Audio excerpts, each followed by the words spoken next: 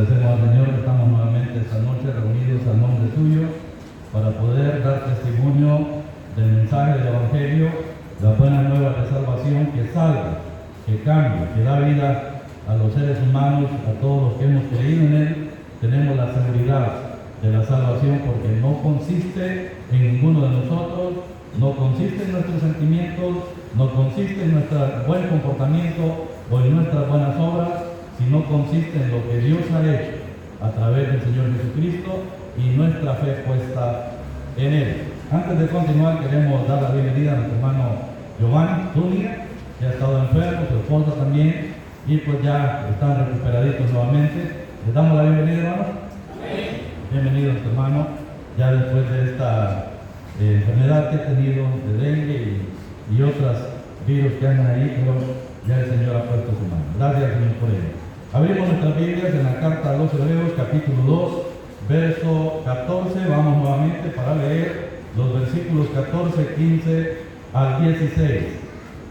Carta a los Hebreos, capítulo 2, textos 14 al 16, donde estamos considerando con la ayuda del Señor las conclusiones que la carta de los Hebreos presenta sobre la persona del Señor Jesucristo. Y aquí tenemos una primera conclusión con relación a la persona del Señor Jesucristo y tiene que ver con su humanidad. Capítulo 2, verso 14 al 16.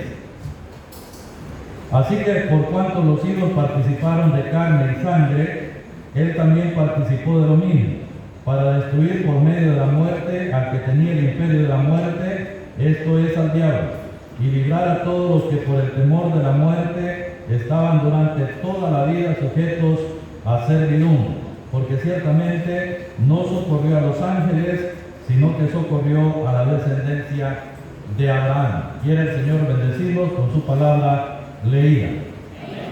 En esta primera conclusión hemos estado aprendiendo la razón del por qué el Señor participó de carne y sangre, por qué Él vino a tomar un cuerpo humano. Hemos aprendido también por qué razón, aunque tenía un cuerpo humano, no era pecador al igual que los demás seres humanos, sino que era sin pecado. En Él no había pecado. Y aprendimos que no había pecado en Él porque Él no fue engendrado a semejanza de los hombres en la condición en que los hombres somos engendrados, sino porque no había allí ninguna voluntad de varón, ni de carne, ni de sangre, sino que la concepción del Señor Jesucristo fue hecha por la obra del Espíritu Santo. Fue el Espíritu Santo quien hizo sombra sobre la Virgen y ella concibió.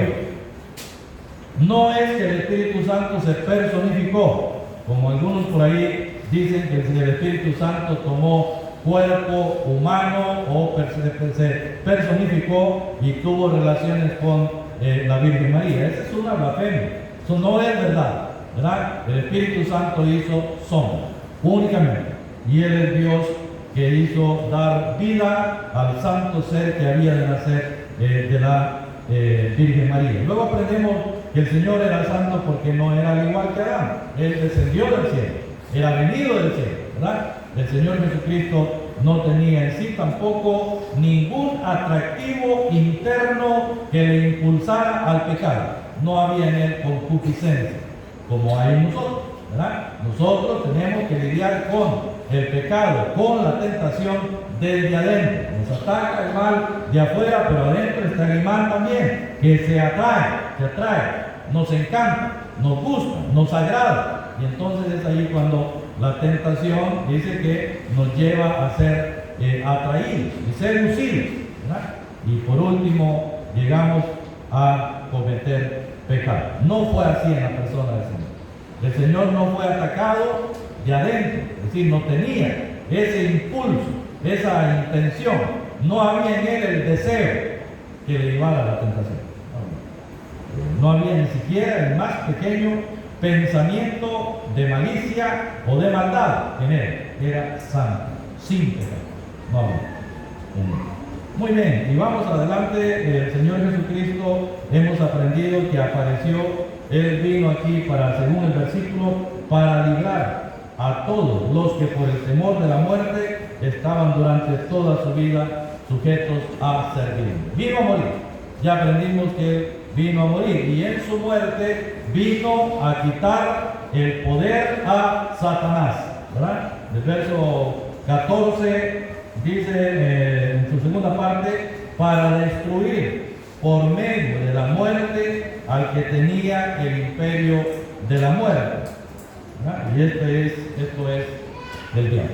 Tan claro, tan específico, el Señor vino para destruir a Satanás, ¿verdad? A destruir su imperio, a quitarle su poder que Adán le entregó allá en el huerto del Edén cuando decidió pecar, a escuchar la voz de Satanás. Oyó la voz de Satanás de Eva y luego pues Eva, siendo engañada, comió del fruto prohibido y luego pues dio a Adán y Adán comió. Entendemos de las Escrituras, según la primera carta a Timoteo, que Adán no fue engañado. Quien fue engañada fue Eva, pero Adán no fue engañado, pero cometió transgresión sin haber sido engañado. Quiere decir que Adán es mayor culpable que Eva, porque él decidió voluntariamente, con juicio cabal, decidió pecar, transgredió y cometió pecado. Entonces aquí encontramos que Adán le entregó a Satanás el poder, el dominio, y de ahí nace la palabra en según Primera de Juan capítulo 5 texto 19, que el mundo entero está bajo el maligno. Cuando Satanás tienta al Señor, le dice, todo esto te daré si postrado me adorares, porque a mí me ha sido entregado. ¿Quién se lo entregó? Dios no, se lo entregó a Adán, ¿verdad? Porque Adán era el virrey, podemos decir así, era el gobernante que Dios tenía aquí en la tierra, era el cuidador de la creación aquí en la tierra, ¿verdad? Fue puesto en el huerto para que labrase el huerto y para que cuidara. Ahí está. Pero Adán pecó y entregó a Satanás el poder. Y ahí está el dominio. Pero cuando el Señor aparece, Él viene para destruir al diablo y dejar sin lugar y efecto su poder y efectuar la reconciliación. Destruir por medio de la muerte al que tenía el imperio de la muerte. Y eso fue muriendo. No había otra manera. Era muriendo. Él fue ¿cómo se llama? Vestido de carne y hueso. Dios se humanizó, Dios se hizo carne. Alguien lo dijo de esta manera: Dios estaba tras de un velo tan débil de carne y hueso. Nadie pudo haber visto a Dios jamás, pero Dios se presentó a los hombres, y se presentó a los hombres cubierta toda su gloria tras de un cuerpo humano. Entonces los seres humanos en aquel entonces pudieron palparlo, pudieron estar con Él, lo pudieron ver, lo pudieron oír, ¿verdad? Y Juan, Jacobo y Pedro pudieron contemplar, ¿verdad?, su gloria, una pequeña milésima de manifestación de su gloria en el monte de la transfiguración. Pero Dios estaba tras de un velo tan débil que era la carne, ¿verdad? Su cuerpo cubrió a Dios, la persona del Señor Jesucristo. Muy bien, el Señor apareció para quitar el poder a Satanás, y ese poder le fue quitado. El Señor lo llevó a cabo muriendo en la cruz. Y no solamente quitó el poder a Satanás como diablo, como persona, como ser maligno, sino que también quitó el temor de la muerte. Quitar el temor de la muerte dice llegar a todos los que por el temor de la muerte estaban durante toda su vida sujetos a servidumbre. La muerte siempre fue el elemento causante de temor, de terror, de angustia en los seres humanos. El morirse para los seres humanos es un pavor, nadie quiere morir, nadie. Y los creyentes vamos a morir, es cierto, estamos destinados a morir. No se ha quitado la muerte para el creyente, pero sí se ha quitado el temor.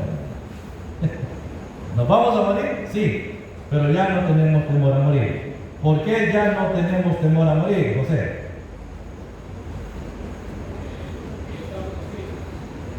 Porque estamos en Cristo. ¿Hermano Julio? Tenemos vida eterna, oiga eso. Hermano Arilito. Porque vamos a resucitar. Muy bien. ¿Por qué más no tenemos temor a la muerte, hermano Roger? Hemos creído en el Señor, hermano Mario. Exactamente, vamos para el cielo, ¿va bien? Él quitó el temor, sí, pero hay una cosa, ¿por qué quitó el temor? ¿Cuál es la evidencia, Pablo? Sí, nos ha dado vida, ¿cierto? Hermano Naldo. ¿Ah? Porque Él resucitó, hermano. Él resucitó. Si Él no hubiera resucitado, siguiéramos en temor. Pero Él resucitó, la evidencia de que todo lo que Él hizo, dijo y prometió está en que Él resucitó. Si Él no hubiera resucitado, dice el apóstol Pablo, fuéramos los más dignos de lástima, de conmiseración, pero Cristo resucitó. Y Él lo prometió porque Él lo dijo en San Juan 11:25, yo soy la resurrección y la vida. El que cree en mí, aunque esté muerto, vivirá. Y todo aquel que vive y cree en mí, no morirá eternamente. La pregunta es, ¿crees? Bueno, nosotros hemos creído. Nosotros hemos creído. Y claro que por haber creído, nosotros tenemos vida eterna. Tenemos la salvación, tenemos la seguridad. Vamos a resucitar, porque Él resucitó. Él lo prometió cuando estaba todavía en vida. Y todo el temor de la muerte. Nos vamos a morir, hermanos, por mucha pastilla que tomemos, nos vamos a morir por muchas hierbas que tomemos, siempre nos vamos a morir, por muy cuidadoso que usted sea, en no ensuciarse, en no contaminarse, en no contagiarse, siempre nos vamos a morir. Siempre. Por muy cuidadosos que seamos, ante cualquier virus que nos quiera atacar, siempre nos vamos a morir. Siempre. Eso no se puede evitar si el Señor no viene antes. Pero si el Señor no viene antes, este Señor se va a morir. Usted se va a morir. Vamos a morir. No tenemos temor morirnos. No, porque nuestra vida está en las manos del Señor. Vamos a fortalecer. Vamos a fortalecer eso. 1 Corintios 15, texto 20 y 22.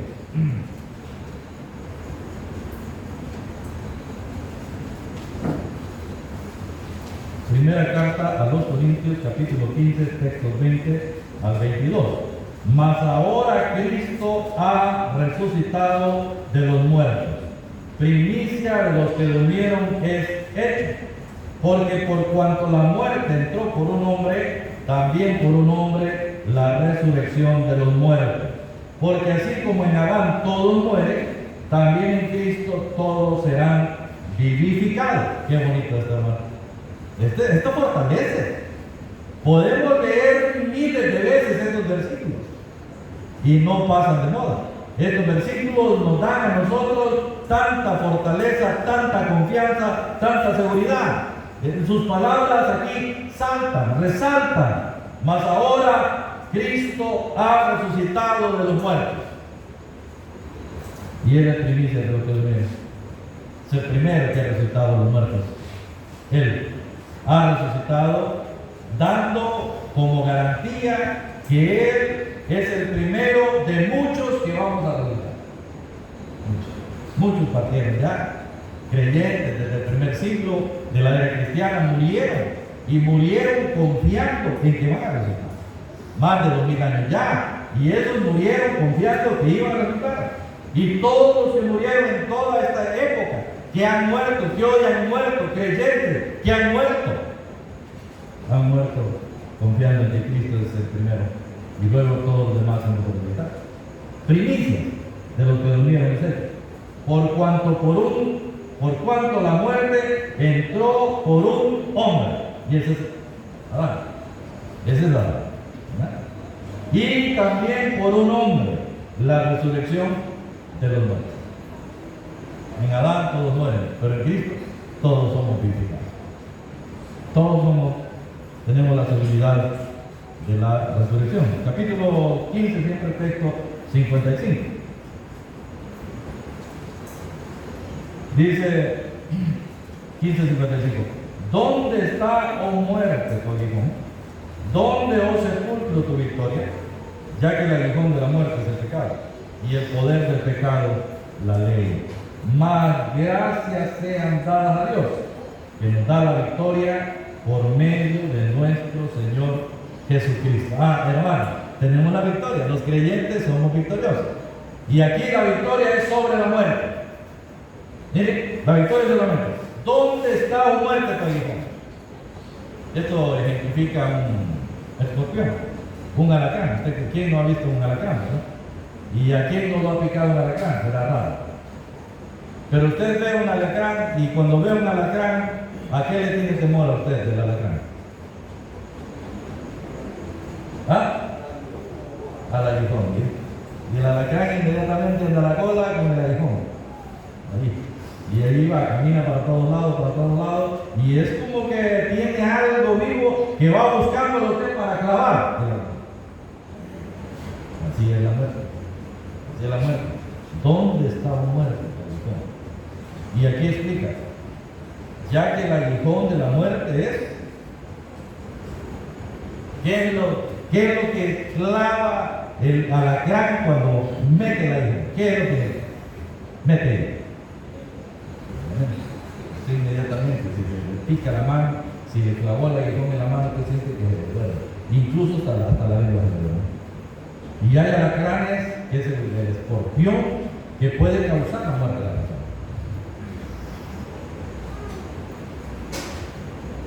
Un día me levanté yo de noche al baño y puse mi mano en la pared, me apoyé en la pared y sentí. Y encendí la luz y inmediatamente ya miré una lágrima, iba a correr pero es que es un dolor que llega hasta ahí. Hermanos, ¿dónde está el aguijón? El aguijón de la muerte se llama el pecado. Y Cristo destruyó el pecado. Posteriormente vamos a ver eso. Pero ahora estamos viendo aquí que el Señor Jesucristo ha quitado el temor de la muerte porque Él venció la muerte. Él resucitó de entre los muertos. San Juan 11:25 ya lo sabemos, pero mire Colosenses 3, texto 3 al 4. Colosenses 3, texto 3 al 4. Dice, porque habéis muerto y vuestra vida está escondida con Cristo en Dios. Colosenses 3 al 4. Porque habéis muerto y vuestra vida está escondida con Cristo en Dios. Cuando Cristo, vuestra vida, se manifieste, entonces vosotros también seréis manifestados con Él en gloria. Hermano, mire, estos versículos están diciendo aquí que nosotros morimos juntamente con Cristo. Cuando Cristo murió, espiritualmente nosotros morimos con Él. Y al aceptar al Señor Jesucristo, al recibirle, eso se hizo efectivo en nuestra vida. Habéis muerto y vuestra vida está escondida con Cristo en Dios. ¿Qué está diciendo? Está diciendo que una vez que nosotros creímos en Cristo, fuimos escondidos en Cristo. Es como que hubiéramos sido metidos en Cristo. Habéis muerto y vuestra vida está escondida en Cristo y luego en Dios. Cristo está con Dios, está en el cielo. ¿Sabe a quién mira Dios en Cristo ahí en el cielo? ¿A quién mira Dios en Cristo en el cielo? Cuando el Padre ve al Hijo, ¿a quién ve en el Hijo? A los que estamos escondidos en Él. ¿Eh? La carta a los Efesios lo dice más claramente. Vamos a la carta a los Efesios, capítulo 2. Y el versículo 6. Efesios 2:6. Dice, y juntamente con Él nos resucitó Y asimismo nos hizo sentar en los lugares celestiales con Cristo Jesús. Bien, juntamente con Él nos resucitó, pero todavía estamos acá. Pero esta es una posición en Cristo, ¿sí? Es una posición del creyente en Cristo. Hemos muerto con Él y estamos escondidos en Él. Pero también hemos resucitado con Él. Juntamente con Él nos resucitó y asimismo nos hizo sentar en los lugares celestiales con Cristo Jesús. El Señor hizo la obra en la cruz del Calvario. Murió, cuando Él estaba muriendo por todos nosotros los pecadores. Y fue sepultado y resucitó. Pero hay algo aquí. Cuando el Señor estaba muriendo, todos los creyentes estaban muriendo. Y cuando el Señor estaba resucitando, todos los creyentes estábamos resucitando. Y aunque no habíamos nacido, ese es el programa de Dios. ¿Sí? Nos resucitó juntamente con Él. Y no solamente, nos ha hecho sentar juntamente con Él en el lugar celestial. ¿Usted lo cree? Sí, hermano. Esa es la obra de Dios enorme en este plan de salvación de la persona del Señor al tomar un cuerpo humano. Él tomó cuerpo humano. Sin cuerpo humano no podía vivir.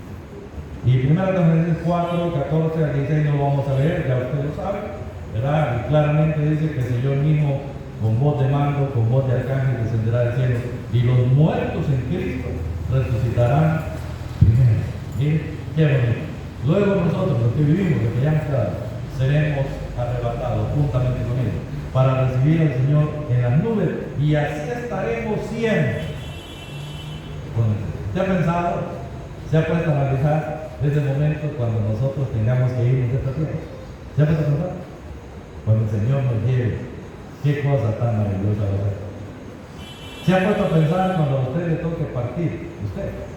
No sé si usted se ha puesto a pensar que un día tiene que irse. Yo me he puesto a pensar. El día que me toque ir, ¿cómo va a ser ese día? Bueno, no va a ser un día de derrota. Podría ser un ataque al corazón. Podría ser un accidente. Podría ser una bala. O podría ser que me martirice. Pero inmediatamente que la muerte llegue, mis ojos se abrirán. Y se abrirán en otro lado. En la victoria. En la parte celestial.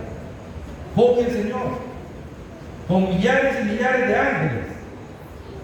Normalmente cruzando las nubes, traspasando toda esa región celeste, los cielos y toda la constelación, el sol, la luna, los planetas, y luego encontrarlos en el infinito con Dios. Eso puede ser en cualquier momento. Eso puede ser en cualquier momento. Es que nos miramos aquí y nosotros pensamos que nunca nos vamos a morir. Pero es que la muerte va a llegar, y puede ser hoy, puede ser mañana, como puede ser también para los amigos. En 2 Timoteo 1:10 me encanta mucho ese versículo porque pone tan claro este aspecto de que el Señor quitó el temor. Él quitó el temor. 2 Timoteo capítulo 1 y versículos 9 y 10. Vamos a ver. Dice 2 Timoteo 1, 9 y 10. Quien nos salvó y llamó con llamamiento santo, no conforme a nuestras obras, sino según el propósito suyo y la gracia que nos fue dada en Cristo Jesús, antes de los tiempos de los siglos. ¿Note cuándo nos salvó? Nos salvó antes de los tiempos de los siglos, no por nuestras obras, no conforme a nuestros medios, sino conforme al propósito suyo. Ya estaba en el plan, en el programa, en la mente y propósito de Dios. Pero que ahora ha sido manifestada por la aparición de nuestro Salvador Jesucristo, el cual quitó la muerte y sacó a luz la vida y la inmortalidad por el Evangelio. Por eso el Evangelio es bendito tanto. El Evangelio nos ha introducido Es el Evangelio que nos ha aclarado, es el Evangelio que nos presenta a Cristo y esta grande riqueza. El Señor se manifestó, Él fue manifestado, pero ya estaba desde antes de los tiempos de los siglos. Y ahora ha sido manifestado por la aparición de nuestro Señor. Por eso es lo que dice Gálatas 4:4. Dice que cuando vino el cumplimiento del tiempo, Dios envió a su Hijo nacido de mujer y nacido bajo la ley. ¿Para qué? Para que nos redimiese de la ley, los que estaban bajo la ley. Y aquí ya estaba dicho, ya estaba prescrito, ya estaba anticipado, pero se manifestó. El Señor Jesucristo apareció, nuestro Salvador, y quitó la muerte y sacó a luz la vida. Y la inmortalidad. Hoy somos seres mortales, pero cuando el Señor se manifieste, dejaremos de ser mortales, seremos inmortales. Ya no, de alguna manera ya somos inmortales, porque aunque la muerte de este cuerpo se llevara a cabo, ya no moriremos eternamente, ya no, tenemos vida, juntamente con el Señor Jesucristo. Muy bien, dejamos ahí que Él ha quitado el temor de la muerte, porque Él resucitó. Él resucitó. Y asegura a todos aquellos que hemos creído que vamos a resucitar también. Esa no es una fantasía. No, fíjense que no es una historieta de que nos alimenta la mente. No. Es una verdad. Es una verdad inamovible. El Señor resucitó y nosotros también vamos a resucitar. No tiene que ver con nuestros sentimientos, tiene que ver con la palabra de Dios y en nuestro espíritu, en fe. Muy bien, Él quitó el temor de la muerte porque le quitó el aguijón a la muerte. Y ese es el segundo punto. Vino a acabar con el pecado. Él acabó con el pecado. 1 Corintios 15:3. 1 Corintios capítulo 15, texto 3. Dice, porque primeramente os he enseñado lo que es el mismo recibí, que Cristo murió por nuestros pecados, conforme a las Escrituras. Subraye en su Biblia la acción. Miren, la acción, el verbo ahí. ¿Qué fue lo que hizo Cristo por nuestros pecados? Murió. Él murió por nuestros pecados. Él no murió por la verdad. Él no murió para enseñarnos a vivir o enseñarnos a morir. No. La razón por la cual Él murió fue por nuestros pecados. Murió por nuestros pecados. Algo más que hizo por el pecado. 4:25 de Romanos. Subraya su nombre. Murió por nuestros pecados. O anótelo ahí. Romanos capítulo 4, texto 25.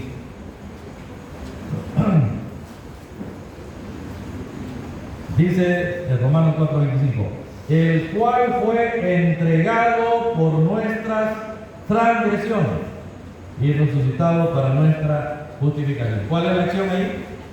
Allá acabamos de leer, dice que murió por nuestros pecados. Pero aquí, ¿qué hizo Él? ¿Ah? ¿Qué fue la acción aquí? Fue entregado. Él fue entregado por nuestras transgresiones, ¿verdad? Y si usted lee Hechos capítulo 2, va a encontrar de que Él fue entregado en el anticipado conocimiento. Consejo y anticipado conocimiento de Dios. Fue entregado. ¿Quién lo entregó? Judas. Ya se ha explicado eso en otra ocasión. Judas lo entregó. Fue uno de los entregadores, ¿verdad? Los principales sacerdotes, los ancianos, lo entregaron, ¿verdad? Pero en realidad, ¿quién fue el que entregó al Señor Jesucristo? ¿Ah? Fue entregado por nuestras transgresiones, pero ¿quién lo entregó? Fue Dios, fue el Padre. Dios entregó al Hijo para que Él pagara por nuestras transgresiones. Subraya ahí, fue entregado. Segunda Pedro capítulo 2, texto 24. Perdón, Primera Pedro 2, 24.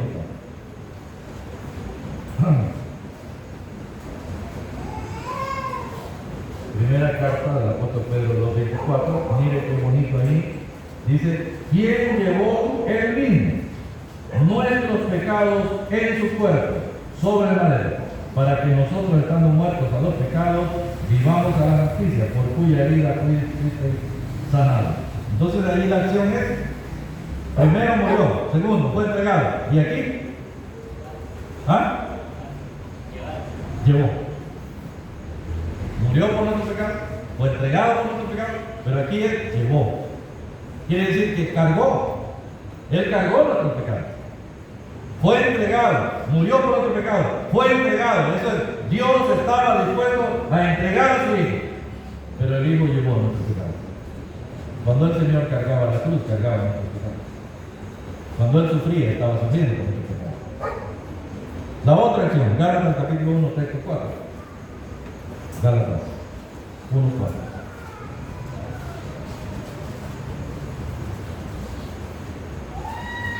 Dice, el cual se dio a sí mismo por nuestro pecado, para librarnos del presente siglo malo, conforme a la voluntad de nuestro Dios y Padre. Entonces, vamos aprendiendo. Murió por nuestro pecado, fue entregado por nuestro pecado, llevó nuestros pecados, y aquí es, se dio.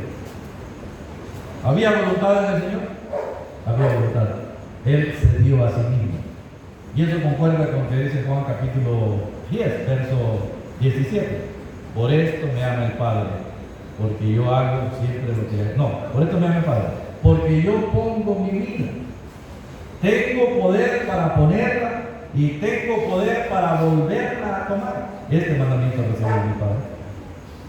Nadie la quita. Nadie le quitó la vida al Señor. Él se dio a sí mismo. Se dio.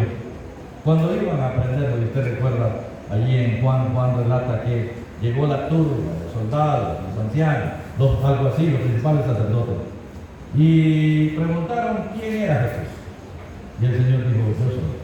¿Qué pasó con todos esos? Inmediatamente que él dijo, yo soy, retrocedieron y cayeron a tierra. No podían apresarlo. No podían tenderle a él una emboscada, una trampa donde cayera. No. Él se entregó voluntario. Se dio a sí mismo. Eso significa que él puso su voluntad, su anhelo para poder pagar por nuestro pecado. Primera Pedro capítulo 3, texto 18.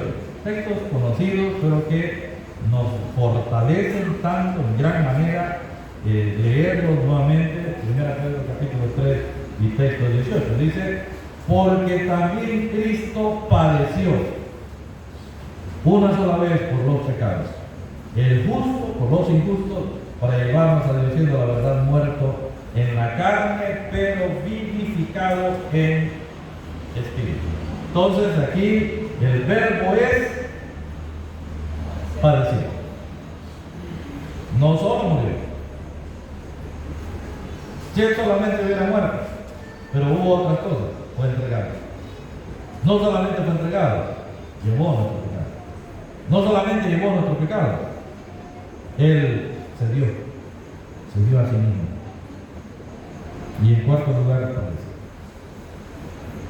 Cuando entramos en esta área del padecimiento de nuestro amado Señor por nuestro pecado, hermanos, nos quedamos nosotros pequeños. No podemos describir todo el padecimiento de nuestro Señor.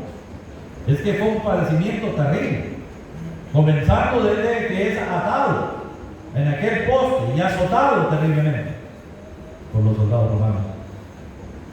Era golpeado su cabeza, le daban de bofetadas en la cara, le mesaban la barba, es decir, le tomaban la barba y le golpeaban. Y él padeció humillaciones, fue escupido, terriblemente humillado. Padeció. Él padeció, no solamente fue que murió, sino que padeció los clavos, las espinas, las heridas, incluso la lanza después de muerto que traspasó su costado. Padeció, hermano. Y él, según primera carta de Juan, capítulo 3, texto 5. Mire, primera carta de Juan, capítulo 3, verso 5. Dice, Y sabéis que Él apareció para quitar nuestros pecados. Y no hay pecado en Él. Entonces el verbo ahí es quitar. No hay quien pueda quitar el pecado. No hay. Y Juan concuerda cuando dice ya en Juan capítulo 1, texto 29. El siguiente día dio Juan a Jesús que venía a él y dijo: he aquí el Cordero de Dios que quita el pecado del mundo. Hermanos, el Señor ha quitado el pecado. Él ha quitado el pecado porque ha quitado el aguijón de la muerte. El aguijón de la muerte es el pecado. Y Cristo murió por nuestro pecado. Él fue entregado por nuestro pecado, nuestra transgresión. Él llevó nuestro pecado. Él se dio a sí mismo por nuestro pecado. Él padeció por nuestro pecado. Pero Él ha quitado nuestro pecado. Él lo ha quitado. Usted no tiene que mortificarse por su pecado.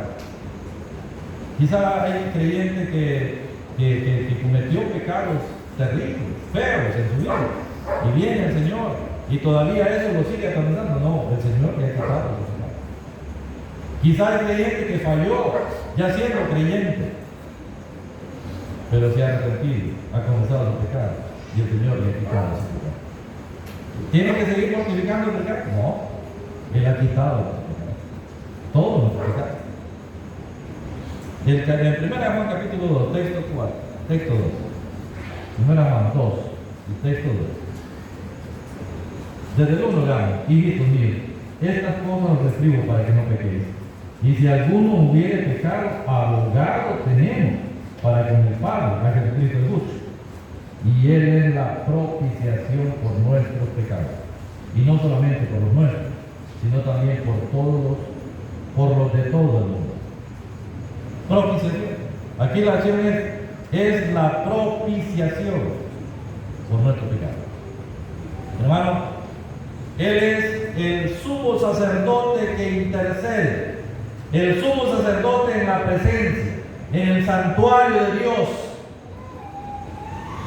que ha propiciado nuestro pecado. Es como el sumo sacerdote que entraba en el lugar santísimo con incienso, un incensario en su mano, y traía la sangre del sacrificio del cordero, o sea, del macho cabrío, y esa sangre la presentaba por sí mismo y también por los de todo el pueblo, y la rociaba en el propiciatorio. El propiciatorio era la tapadera que estaba sobre el arca, y allí en el propiciatorio los dos querubines, pero allí se manifestaba la gloria de Dios.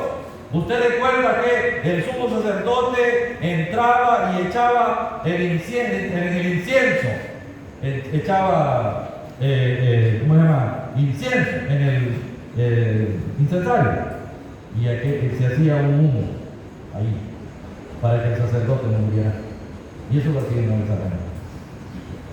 Pero el Señor, una sola vez, para siempre, ha sido la propiciación. Y el último, Apocalipsis capítulo 1, texto 5. Apocalipsis capítulo 1, texto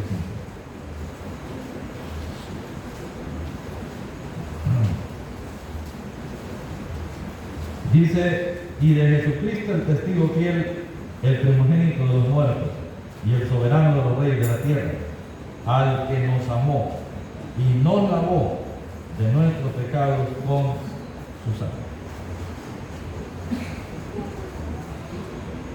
Hemos sido lavados de nuestros pecados. ¿Cómo? Con su sangre. 1 Corintios capítulo 6 también concuerda el apóstol Pablo con lo que dice Juan. 1 Corintios 6, verso 11, dice: y esto erais algunos, mas ya habéis sido lavados, ya habéis sido santificados, ya habéis sido justificados en el nombre del Señor Jesús y por el Espíritu de Dios. Hemos sido lavados. Esa es la acción ahí. Hemos sido lavados de nuestros pecados. De modo que si hemos sido lavados de nuestros pecados, ¿estamos cómo? Una vez que hemos sido lavados, ¿cómo estamos? Limpios. Como el leproso en el Antiguo Testamento. Una vez que era ya purificado, que había sido limpiado, estaba limpio y podía entrar en el campamento. Bueno, tiempos de ahí, nos quedamos ahí, que el Señor nos bendiga.